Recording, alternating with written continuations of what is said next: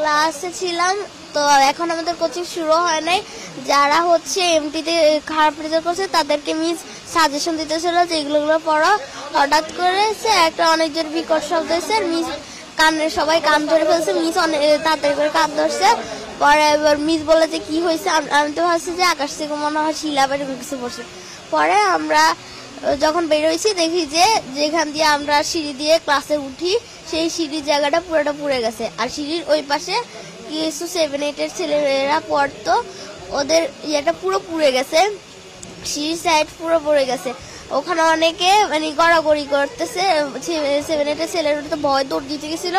আগুনের পরে অনেকে গা লাল হয়ে গেছে, অনেকের খুব জামা কাপড় পুড়ে গেছে। তারা মাটিতে শুয়ে গড়াগড়ি করতেছে।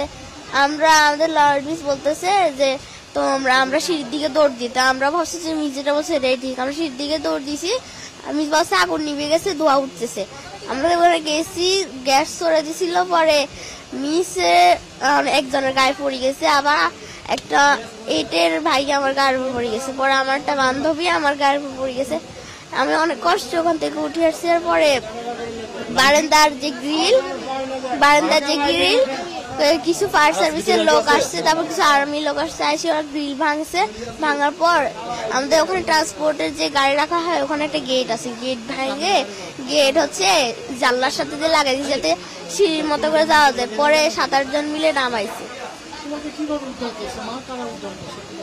কিছু আর্মি লোক মানে চারপাশে ছিল, আমাকে আস্তে আস্তে করে নামাইছে।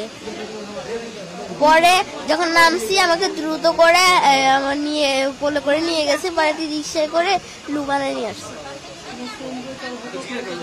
হ্যাঁ, আমি বাইজিৎকে দেখছি, আলবিরাকে দেখছি, মেহরিনকে দেখছি, তাসমিয়াকে দেখছি।